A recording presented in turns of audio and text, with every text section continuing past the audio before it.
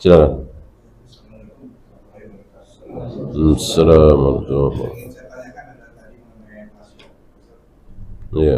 Wasiat itu kita tahu dalam Quran kita dan sebagainya itu secara eksplisit gitu. Secara eksplisit. Jadi sebagai wasiat itu hukumnya bagaimana ya? Apakah kita wajib melaksanakannya atau hanya tak perlu dilaksanakan juga nggak apa-apa? Terkait dan pertanyaan juga, apakah wasiat itu kita nggak tahu meninggal kapan? Terus apakah sebaiknya tertulis waktu kita masih sehat? Kita sudah meninggal, kita nggak tahu sebelum meninggal lagi sakit wasiat sebaiknya bagaimana ini? Sebaiknya tertulis. Bahkan Ibnu Umar apa Ibnu Abbas mengatakan belum pernah aku tidur di mana di bawah batalku tidak ada wasiat. Gitu. Jadi setiap malam mempersiapkan wasiat. Karena merasa ajal itu kapanpun gak ada yang tahu. Gitu. Maka antum ketika ada sesuatu yang harus dilakukan setelah antum meninggal, maka bikin wasiat. Terutama ketika keluarga kita nggak paham sunnah.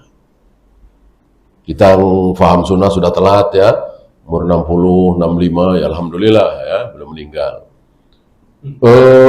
Anak istri kita ajak ngaji susah.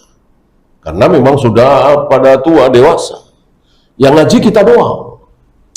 Nah, kemungkinan besar hampir bisa dipastikan kalau kita meninggal akan ditahlilkan. Karena kita mengajak mereka nggak gampang. Sudah punya keyakinan dari awal. Maka bikinlah wasiat. Jika ayah meninggal, jangan ditahlilkan. Kuburannya jangan dikasih nama. Tali pocongnya nggak usah dibuka-buka, dan seterusnya, dan seterusnya. Ya. Atau berupa harta, boleh. Kalau ayah meninggal, berikan 50 juta buat masjid, atau buat si fulan, boleh. Dengan syarat 50 juta itu sepertiga harta itu maksimal, ya. Wasiat itu maksimal sepertiga. Itu kalau wasiat harta. Dan wasiatnya tidak boleh diberikan kepada ahli waris. Masjid kan bukan ahli waris, tetangga, teman, atau keluarga jauh, ya, sepupu, ponakan, intinya bukan ahli waris. Anak, istri, ayah, ibu tentu tidak boleh.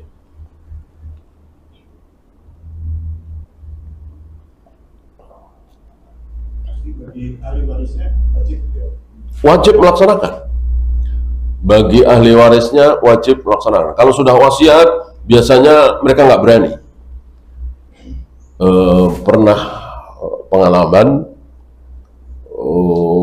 Ustadz ya, Ustadz Rahmat namanya, meninggal, keluarganya nggak pernah ngaji. Ya biasalah, mau ditalkin, mau diadzanin. Tiba-tiba ada yang teriak di samping saya, ini wasiat mayat. Wasiat mayat jangan diazani, jangan dikomati. Diam semua. Padahal yang ngomong cuma temennya, cuma teman dekat. Keluarganya itu tidak berani. Karena nyebut-nyebut mayat, ini wasiat mayat. Jangan diazani, jangan dikomati. Allahu.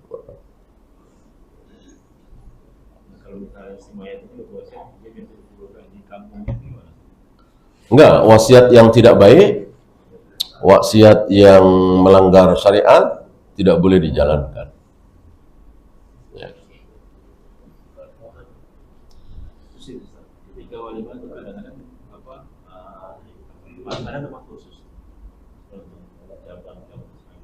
Nggak boleh, nggak boleh, nggak boleh.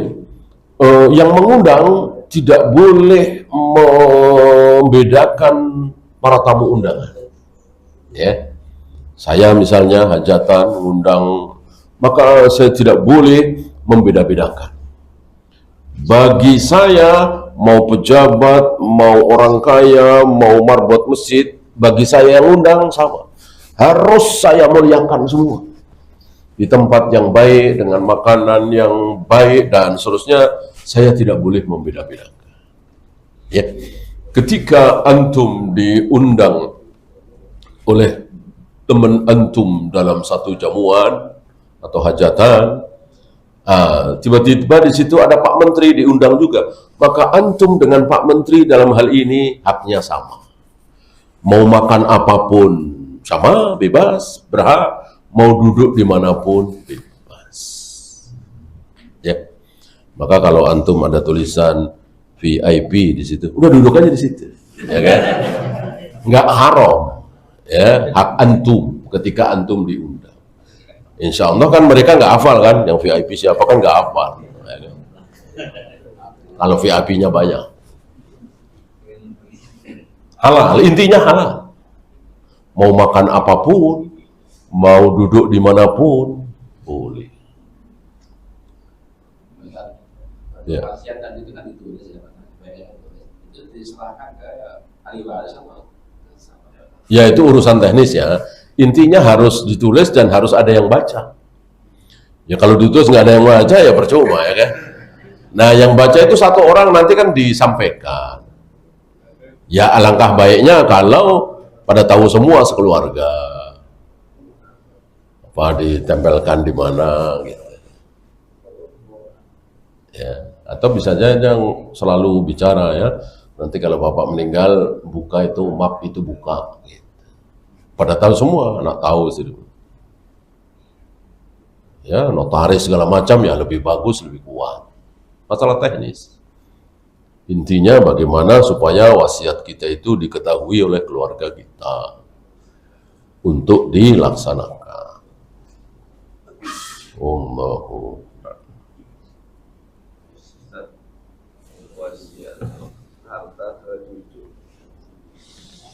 asal cucu itu bukan ahli waris, artinya anak-anak masih ada. Ya, kalau anak-anak sudah nggak ada, kan cucu dapat. Nah, jadilah dia ahli waris. Kalau ahli waris ya nggak dapat wasiat, gitu ya. Atau istilah kita anak yang nggak dapat waris karena sudah hamil duluan, juga ada gitu. Ya berarti dia boleh dapat wasiat, nggak boleh dapat waris.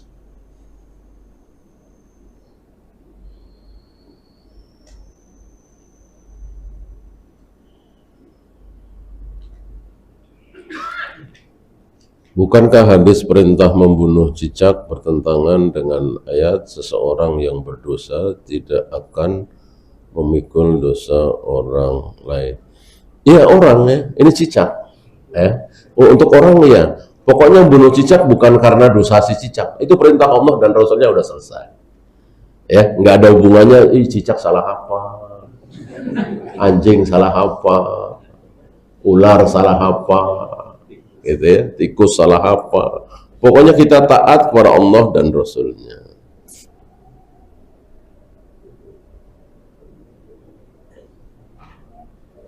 Jika ucapan seorang sahabat yang berasal dari Nabi seperti pembagian bid'ah menurut Ibnu Abbas, apakah dapat dikatakan bahwa itu hadis mauquf? Iya, tadi mauquf itu seperti Ibnu Abbas, Abu Hurairah mencukur jenggotnya segenggam, itu mauquf karena nggak bawa-bawa Nabi gitu.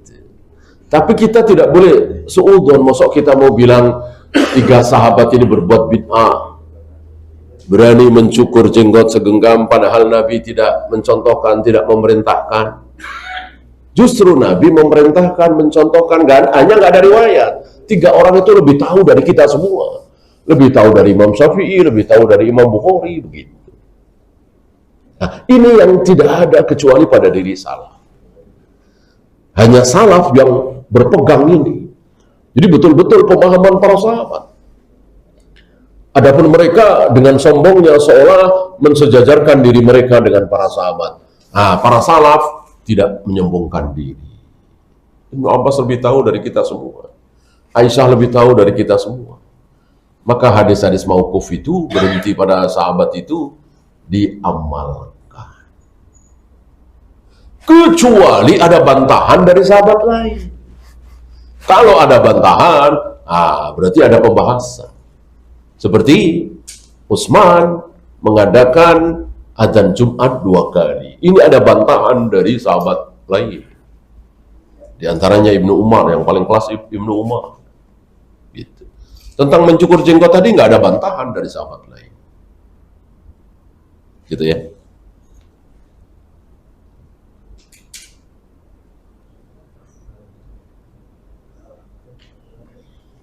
Bolehkah kita menghadiri undangan walimatus safar?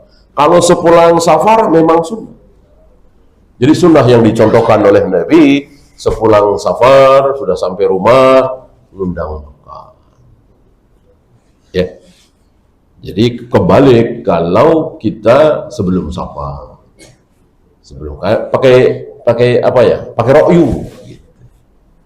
Karena mau haji, mau umroh, mau pergi jauh, ya namanya manusia ya. Kalau ada apa-apa di sana, nggak balik lagi, sudah ketemu, sudah saling minta maaf, itu rokyu. Kita pakai dalil, kita pakai contoh Rasul dan para sahabat, mereka mengadakan walimatus safar sepulang safar. Allahu. Ya, habis? Ya, itu lagi. Yang apa? Ada undangan walimah pernikahannya, ada VIP gitu kan, itu kita boleh masuk acara sama aja. Tapi kalau memang tuan-tuannya itu ini kan berarti keluarga itu, memang ini sejak untuk keluarga, mengenai itu apa? Mau laki-laki, orang luar keluarga masuk aja kan? Ya sama aja ya. Artinya begini, ketika saya mengundang siapapun, mau keluarga, mau teman dekat, mau pejabat, mau menteri, maka kewajiban saya terhadap mereka sama semua. Hak mereka terhadap saya sama semua. Maka yang terbaik, jangan. Yang terbaik, jangan. Ya keluarga kan yang nggak harus berkumpul di situ, ya kecuali bukan di tempat itu, ya tempat lain.